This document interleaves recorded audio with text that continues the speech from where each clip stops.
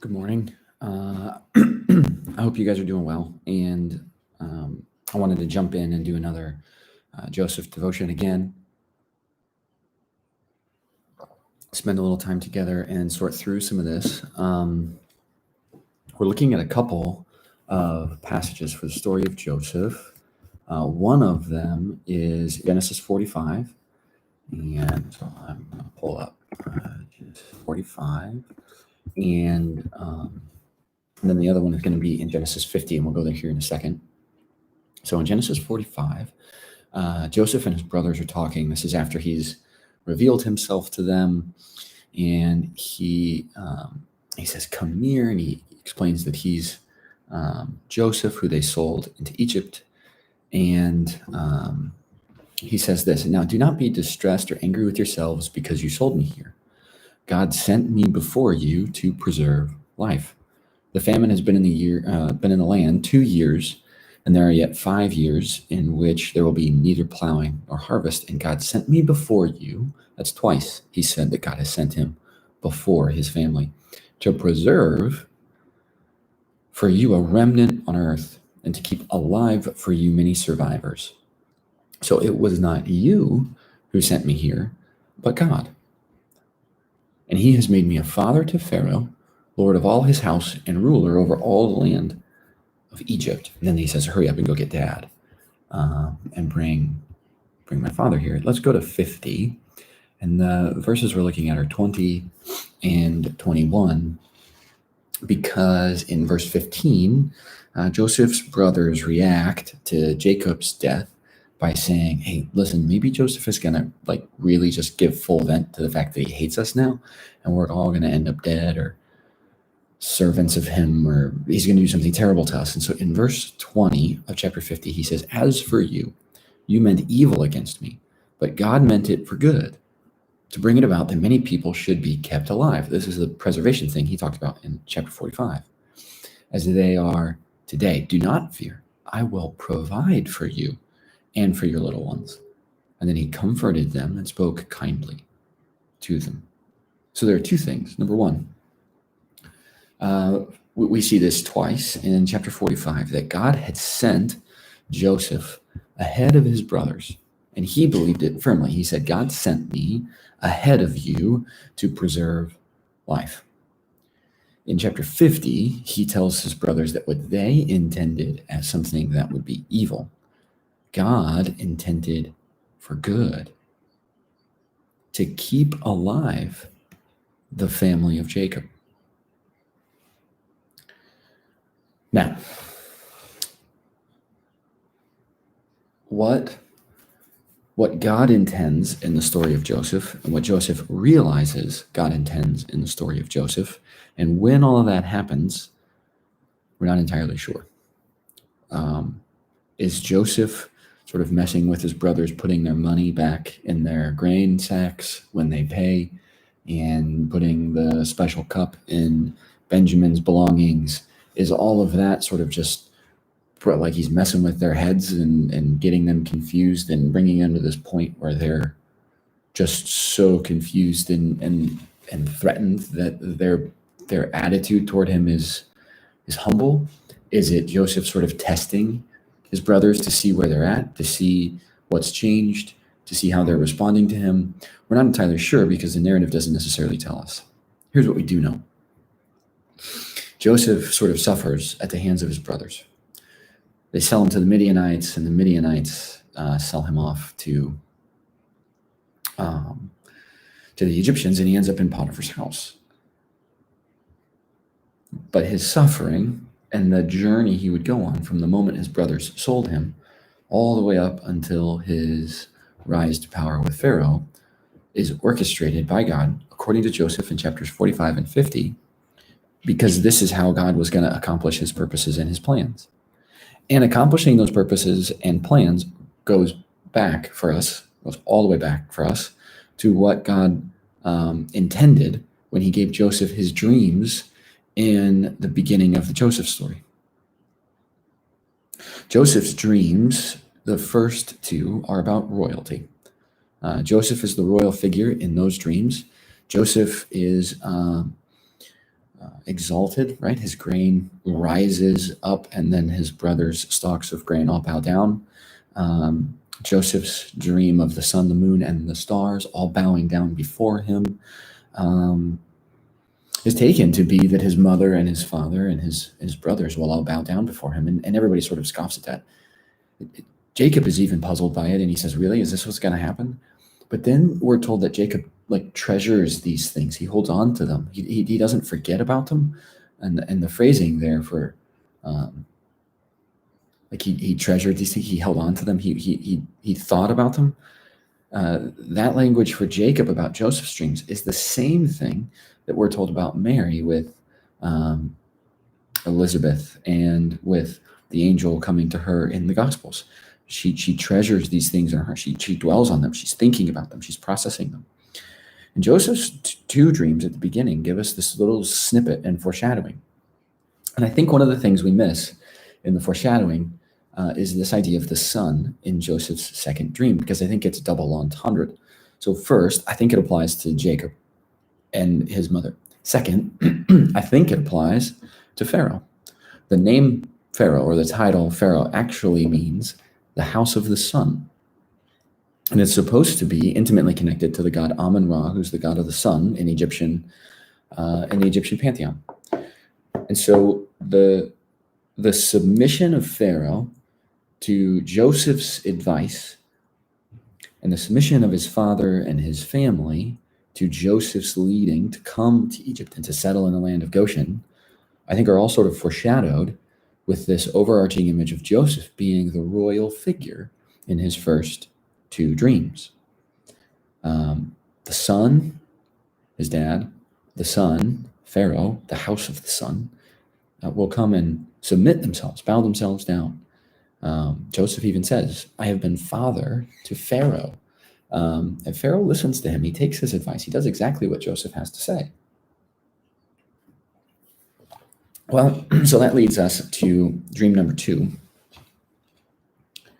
Because Joseph's two dreams start the process of sort of what Joseph says his brothers are going to mean for evil, harm, to be rid of him, right? Judah especially is not necessarily a fan here, but it also starts the process of God preserving the life and fulfilling his promises, not only to Joseph and his dreams, but his promises to Abraham and to Isaac and to Jacob. And those promises include a trip to Egypt that will eventually include their subjection to Pharaoh, their slavery, and then their exodus from Moses. And so none of that takes place without Joseph being in place first and being in place in the court. And so dreams 3 and 4 and dreams 5 and 6 in the Joseph story present us with mechanisms that not only move the story forward, but they help us understand some of the complexity and the intricacy of what's going on with God's will. So the dreams of the cup bearer and the baker give us access to, or give us insight to the faithfulness of God, to the faithfulness of Joseph, and give us a kind of mechanism, a mechanical moment in the story that provides Joseph with access to royalty. So the cupbearer and the baker, one of those dreams is favorable, one of those dreams is not. And we're sort of left sitting with, how is Joseph's story going to end up? Is this going to be favorable? Is it not going to be favorable? And we're waiting to see how the cupbearer and the baker's stories play themselves out and whether or not Joseph is going to be remembered. Here again, Joseph is in a position, his brothers have sold him into slavery. He's been falsely accused of something with Potiphar's wife. And I want to come back to Potiphar, but he's been falsely accused of something with Potiphar's wife, been put in prison by Potiphar. And now the cupbearer has forgotten about him. The people in Joseph's life haven't necessarily, maybe with the exception of Potiphar, haven't necessarily been the most faithful individuals. But Joseph has been faithful throughout the storyline. He's been faithful as a son in his father's house. He's been faithful to Potiphar. He's been faithful to God and faithful again to Potiphar and rejecting Potiphar's wife's advances and such. And he's now in a position where he's looking for access to Pharaoh, and he may or may not actually get it because the cupbearer isn't being faithful the way that Joseph has been. You see, God's will in the story of Joseph is complex, and it's intricately woven into all of these varying pieces and bits and people and things. But one of the things that it relies on is the variance of human will. The fact that his brothers decide they're going to kill him and then change their mind and decide to sell him into slavery. The fact that Potiphar's wife makes some advances and initially sort of can't get enough of Joseph and then instantly turns him over and says that he's done something that he hasn't done, and that gets him in trouble. Potiphar's favor on Joseph and then immediate falling out of favor, which it's understandable, I think. But that leaves us in an interesting place. All of this variance in the way that the human characters interact with Joseph highlights two things. It highlights Joseph's faithfulness, and it highlights God's faithfulness to Joseph. Now back to Potiphar really quick. When we meet Potiphar in the storyline, we're told his name, and we're told that he is, quote, the captain of the guard. Potiphar's wife throws Joseph under a bus, and Potiphar then makes a decision to put Joseph in prison. By all accounts, he probably would have been executed. So there's a bit of grace extended here, which is interesting because this is an Egyptian. This is somebody not from the house of Jacob who's extending who's extending some measure of faithfulness to Joseph, perhaps, in not just having him executed right away, but sending him to prison first. So that's the first part of this. The second part of this is we're told that Joseph quickly rises to be in command of everything that takes place in the prison, and that he's serving under the captain of the guard.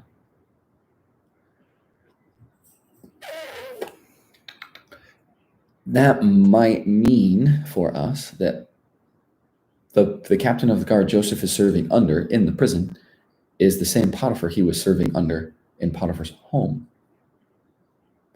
which would mean that God's faithfulness is being demonstrated in some sense to Joseph by the faithfulness of Potiphar, the Egyptian. It might also indicate to us something about what Potiphar knows of his wife's accusations. But without doing something to Joseph, Potiphar sort of loses face. So he puts him in prison, but puts him in charge of everything that's in the prison. And Joseph basically has some sense of free reign over everything that transpires in the prison, just like he was in charge of everything in Potiphar's house. And just like he will be in charge of everything in Egypt, except for Pharaoh himself and Pharaoh's house.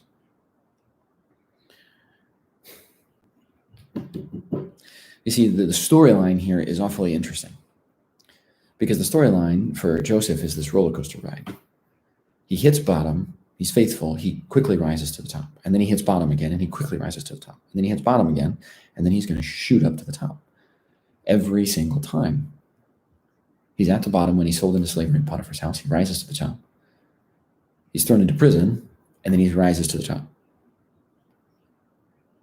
And then he's got a chance with some access, perhaps, to Pharaoh via the cupbearer and the baker. And he's forgotten about, back to the bottom. And then he rises to the top when he gets an audience with Pharaoh. And everything in that roller coaster rides leaves us in an interesting spot because we never see Joseph's reactions. We never see him react when he's sold into slavery. We never see him react when Potiphar's wife makes her accusations. We don't see him react when he's thrown into prison. We don't see him react when the cupbearer has forgotten about him. I think part of that is because we are supposed to react. Or perhaps we're supposed to fill in the blank with Joseph's consistency. Now, at the end of the day, here's where we're landing. Joseph has some choices, and I think we have some choices. And I think this is probably the biggest reason why Joseph's reactions are never explained to us in the narrative. Because when we go through these moments, these ups and downs where things are good and then they're not, even if it's minor, we have a choice in those moments to be submitted to the will, to the plan, to be committed to being led by the Spirit, being committed to having our lives informed by what we know from what God has told us primarily in the Scripture, and being inspired by examples like Jesus, like Joseph, who's a figure for Christ in this story as well. When we look at some of the symbolism that's present, which we can do in a week or so, whether Joseph is willing to do it all the time and always sort of the hyper trusting example of, I'm just going to let God play these dreams out that he gave me back when I lived with mom and dad, or whether he's struggling to do that, which I think is probably pretty honest. Joseph submitted himself. We never see Joseph fighting the will and the plan that God has put in front of him.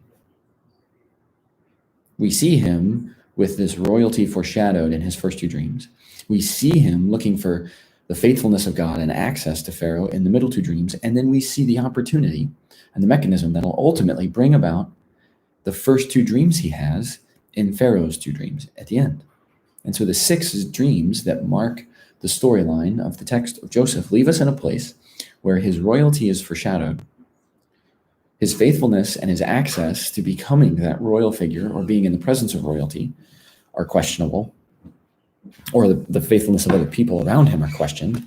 And Joseph's faithfulness is questioned about whether or not it's actually going to produce anything. And God's faithfulness is sort of hanging in the balance. And then Pharaoh's two dreams finally present us with the final opportunity for Joseph to make an appearance before Pharaoh and to see the two dreams he was given while he was still at home with Jacob and his family become this thing that makes those dreams a reality. And so Joseph's two dreams are about royalty. The cupbearer and the baker's dreams are about faithfulness from all kinds of different character perspectives and access to the royalty that'll eventually make Joseph the leading figure in all of Egypt. And Pharaoh's two dreams are about the final opportunity that Joseph has and his faithfulness and God's faithfulness in bringing about the fulfillment of the two dreams he gave Joseph while he was still living with his family. And Joseph, with his brothers, says that God meant all of this to preserve the life of his family, to save a remnant. And the perspective is a bit foreign to us. I think the perspective is a bit foreign to us because we get locked into the will of what happens with all of these characters who are opposed to Joseph. Often, the human will in the world around us, our human will sometimes, feels very much opposite, very much in tension with the divine will. But Joseph had a really clear understanding, regardless of what his brothers intended. And he says they intended it for evil, which he's probably right.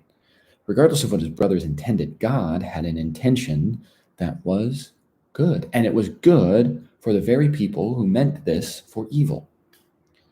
And Joseph's participation in bringing that reality to light, in becoming the person that he was supposed to become, in getting the opportunities he was supposed to get, relied on the faithfulness of God and the mysterious will of God that Joseph didn't necessarily know and couldn't see, and Joseph's faithfulness to be submitted to the will of God.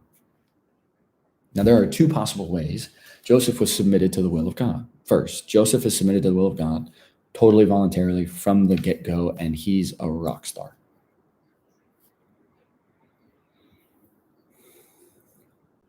Second, Joseph maintains a commitment to the will of God, but not without its struggles. Because I think the narrative is clear. Joseph maintains a commitment. He is a faithful individual. He's faithful to his God. He's faithful to his positions. He's faithful to his family. He is a faithful human being. But it doesn't mean that those faithful decisions are always easy for Joseph. We see some of the emotional tension with Joseph when he's meeting his brothers again in Egypt. And so here's where we land on all of this. God's faithfulness to Joseph and Joseph's faithfulness to God eventually bring about the fulfillment of the two dreams God gave Joseph in the beginning of all of this. And fulfilling those two dreams as part of the will of God for Joseph's life fulfills the will of God for the promises God gave Abraham and Isaac and Jacob, and will result in opportunities for God to be faithful again to the nation of Israel when they're in Egypt and they need rescuing. Like Joseph, who's the prototype for this, in slavery in Egypt and needs rescuing. And he gets it by becoming the highest ranking official in all of Egypt. The story of Joseph hinges on this idea of the will of God is not always known to us, but our willingness to be faithful and submitted to the will of God and not our own is beyond important. It is perhaps the single most important thing we can do with our lives, is to be faithful and submitted to the will of God, regardless of whether or not we understand it, or regardless of the will being exerted around us by other human persons. As teachers, as educators, as people in an environment like that, I think then the questions we need to start asking ourselves, if we're going to be led by the Spirit, informed by the Scripture, and inspired by Christ in the way that we lead and teach in our classrooms, then I think the question we ask is this: how am I going to be faithful to the will of God and the least of these and the greatest of these in my classrooms? Joseph is faithful in the least with the prisoners. Joseph is also faithful before the greatest in Pharaoh. And in each case, he is articulate about what the will of God is and about what is necessary and about how we go about what God's will is. For us in our classrooms, I think that's the same basic question. What do we do when we're in the presence of students who are a little bit more like Pharaoh? How are we faithful to the will of God for those students? How do we challenge them? How do we incorporate them? How do we not neglect them? Fill in the blank. Likewise, what do we do for those who are a little bit more like the cupbearer and the baker? The least of these.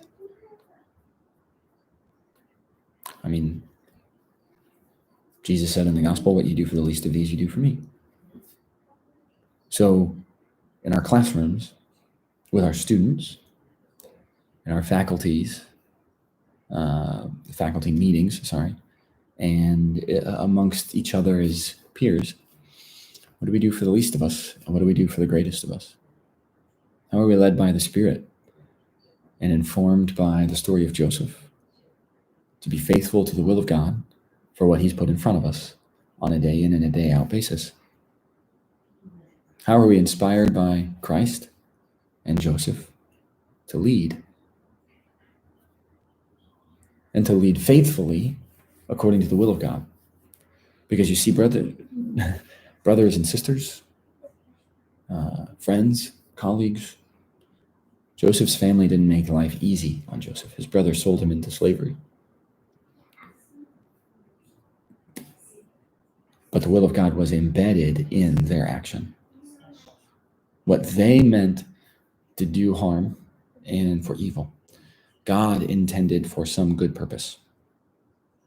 And so I think there's a valid question to be asked when we come into our classes every day. God, what is your will for this room, for this class, for this group, for me as a teacher who lead them and shepherd them and guide them, to lead and shepherd and guide them like you would want them led, shepherded, and guided?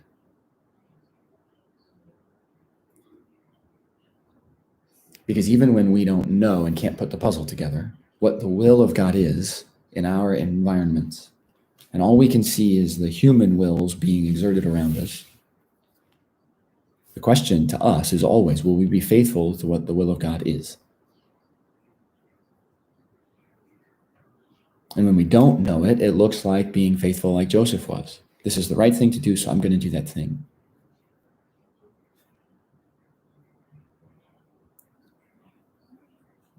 I think there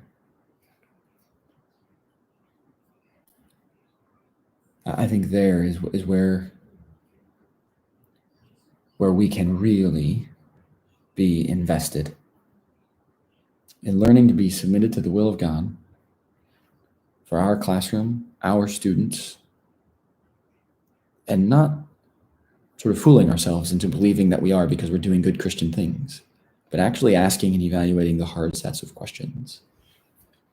Is my classroom a place where the will of God reigns supreme, and I lead us as the teacher in the room toward fulfilling that will for us as a class?